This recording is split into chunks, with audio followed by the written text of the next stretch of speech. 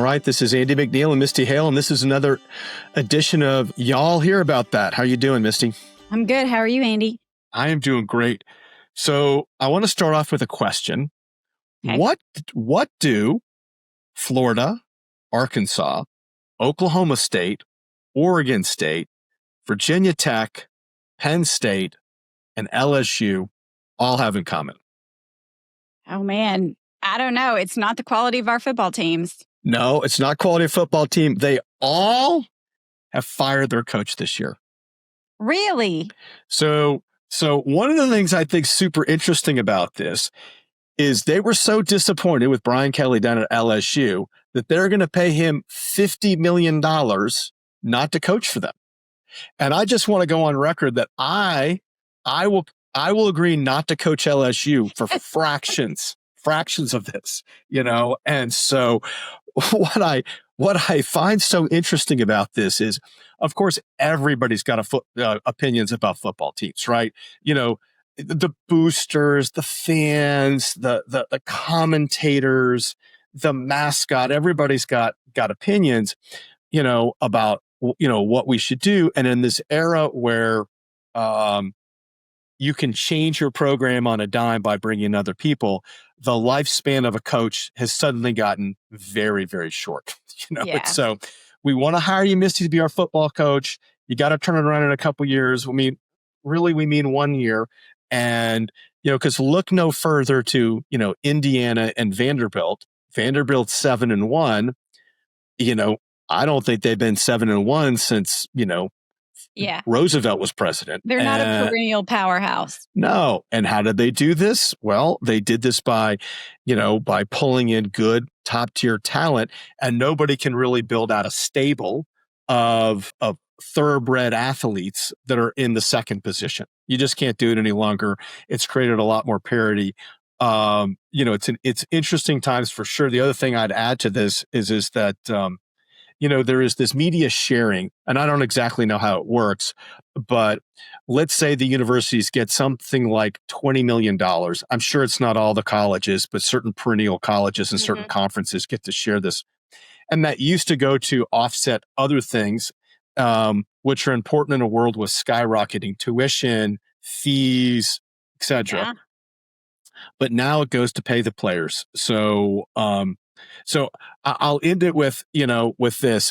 In some ways, it makes Nick Saban look very, very smart, because, like he's got a cool gig now, right? He in some ways, the things that he was saying sort of, he was, being a little foreshadowing that the college football days are not going to be as much fun as a coach. And so, with all of that said, what a gig. You're the highest. I'm sure Brian Kelly's the highest paid state employee, and then he's going to get $50 million. How about that? Wow. Man, he can do a lot of fishing for a long time and be perfectly happy. That is exactly right. We're going to probably see him on TV. He's probably going to go right from there to another, So that's what I noticed this weekend, or at least really today. How about you? Crazy. I just don't understand. I do not understand college football in the NIL world. I don't get it. I feel like we're in the wild, wild west right now. All these states are trying to put in different regulations. And I don't know. I think in 5 years, it's going to look very different than it looks right now. Yeah, it is a little chaotic. I'd have to admit it because, when I talk to people that are putting money into the NIL programs, there's things that they want. They want to support the team because they love it, but sometimes they also want to say, right? And that's problematic. Yeah. I give $1 and then I could weigh on who gets to start and stuff. So I think that it creates significantly different pressure points. And I think you're right. I think that chaos is going to get worked out in a way in a number of years where when we look back on it 5 years from now, it'll feel hopefully more organized. Yeah, I hope so. I mean, especially for a school like Arkansas, it gets very hard for us to compete. We got to have to find the people that have the right formula to win in this environment, and I don't know if that's pulling in, seasoned proven athletes at certain positions and then building around them in certain ways. People much smarter than me are going to figure this out, but nonetheless, very interesting. Yeah. Well, actually, that's funny because the things that I wanted to talk about today were football, fall, and filings. So a bunch of F's. I like being alliterative. I can't help it. Yes, But I'm and not just funny. I promise you. I won't fall be in funny. general, because aren't we closing in on daylight savings? We are. Well, it feels like Arkansas fall. To me, it feels late this year. It It didn't seem does. like it cooled off later. The leaves are just now starting to change. Like I noticed this week that, well, actually, I noticed the last Friday, a week ago Friday in Mount Ida, which is in the Ouachitas, the leaves seemed like they were farther along than they were in our neck of the woods, River Valley and the Ozarks. But now it looks like they're starting to change up here, which I love. Andy, do you have a favorite season? Are you a fall guy? Ooh, I am. Yeah, I probably do have a favorite season. I'm probably more of a spring guy, but just always feels like it's sort of renewal. There's something about that I like. But I have to say, though, in living in places where there's not four seasons, I will say that I really like four seasons. Yeah. I like to have all of it more than I like to have just one of it. And that's sort of interesting because some people, they just want summer. Yeah. They don't want any cold, and so like no cold, no rain, just give me hot summer days every single day. Yeah. I am not like that. I like the four seasons. I'm right there with you. I want snow at Christmas or at least the possibility of it. You know Yes. what? I kind of even like, what do they say? Arkansas really has five seasons. One is tornado season. I That- love summer. I love all of it. Okay. So, well, you kind of mentioned football, but I love the fact that going to the high school football game this Friday night, it was chilly. The leaves were changing. You could see your breath in the football stands, that's how football is supposed to be for me. I do not like going to a football game and just sweating. yeah, I agree Like with you. I went to the Notre Dame game this year at Razorback Stadium, and it was just boiling hot. The Notre Dame game wasn't fun for many reasons, not just that it was hot. I agree with you. I can recall different times where, like, if I go to the Razorback Stadium and I know that I'm sitting on the side of the stadium where the sun's coming in on a day game, I know that, like, I'm not going to laugh. I may last, but like my wife is not going to last, especially if it's early season and it's in the 90s and you're just baking, and so I agree with you. I like it where it's crisp and cool and you've got like maybe a hoodie on or something. It just makes it feel like football. Yeah, you want to go eat some chili, like some soup. And I feel like we're finally there. So I am thankful to the universe for bringing that to us. The other thing I wanted to talk about was filings. So candidate filings in the state of Arkansas start on November 3rd. So that's just a week away. So it's November 3rd, I think through November 11th is when you have to file if you want to be a candidate for a primary election race, which this year, remember, they changed the law so that now all primaries are in March. So used to, our presidential election years, our primary would be in March, but then on non-presidential years, it would be in May, right? Wasn't it in May? But now they're all in March. So just people need to keep that in their head come around this March because they may not be used to it.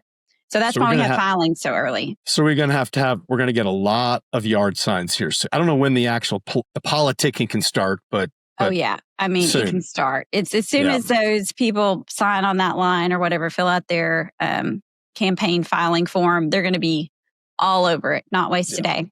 I already noticed that like people that are running have shirts and stuff with their names. Yeah, they do. And they're hitting the fairs. Like a lot of these people have been campaigning for months already. So it's already out there. But I wanted to promo the amazing series of podcasts that you did on the District 52 race. So District 52 is your neck of the woods, right? Right. So that is the House seat that I think it covers Yale, Scott, and Sebastian counties, or at least parts of those counties. So yeah, you talked to the 4 Republicans that are running for that seat that's being vacated by Marcus Richmond, who's retiring and not running for re-election.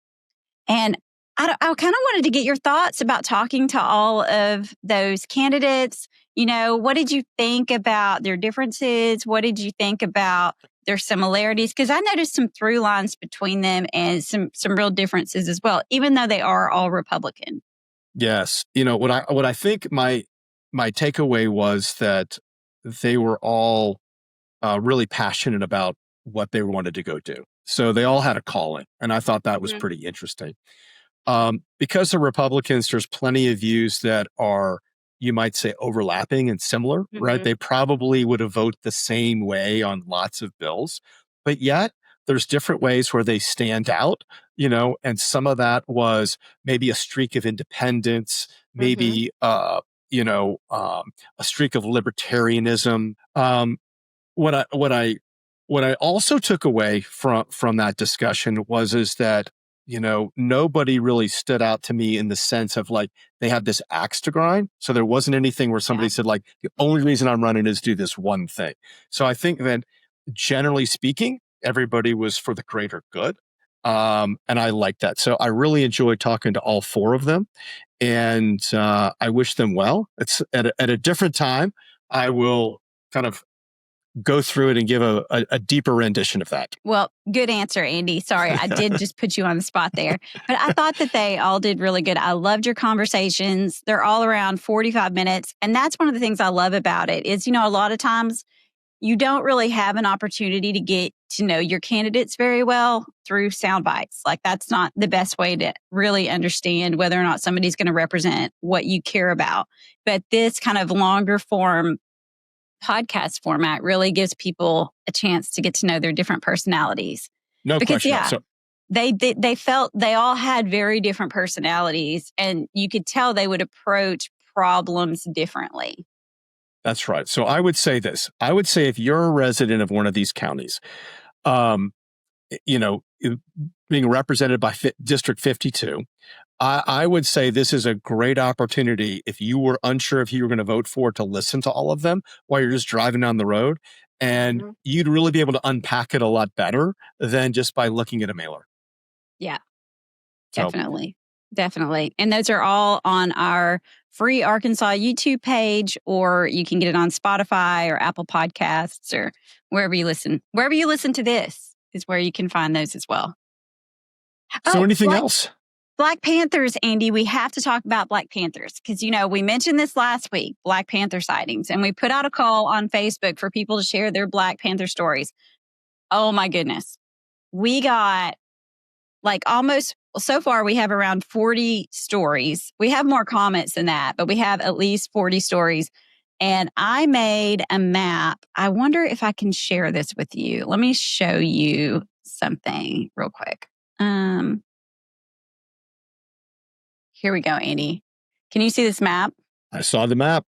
Okay, I am scanning out. Here we go. So you see Arkansas? Yes. Look at all these different places. So that it's all pretty over awesome. The state. Yeah. So just to be clear, we're looking at a Black Panther sightings across Arkansas. And here is basically where we put in where you said you saw, not you, but you plural yous, saw a Black Panther. Yeah. That's a pretty interesting data point. It's pretty cool. I mean, I love how widely dispersed it is. Like it's not just in the Ozarks, and that should show up on the screen for people. Hopefully it does if they're watching it on YouTube. If not, it's all over. It's the Delta, it's the Ozarks, it's the Ouachitas, it's Northeast Arkansas. I thought it was so cool. One of the things I would recommend people go do, because I've had so much fun laughing at this. This has a Halloween angle.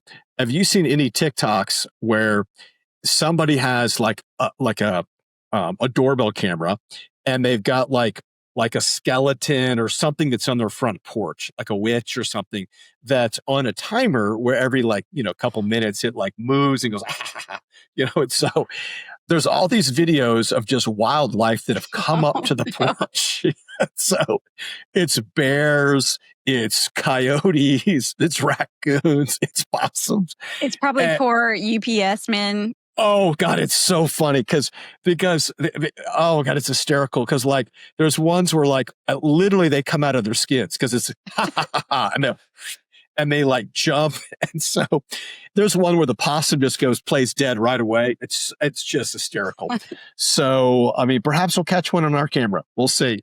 I mean, who says that we are not putting technology to the highest and best use in our country? There's no doubt about it. No doubt about this. Look no further than Halloween, cameras on people's doorbells.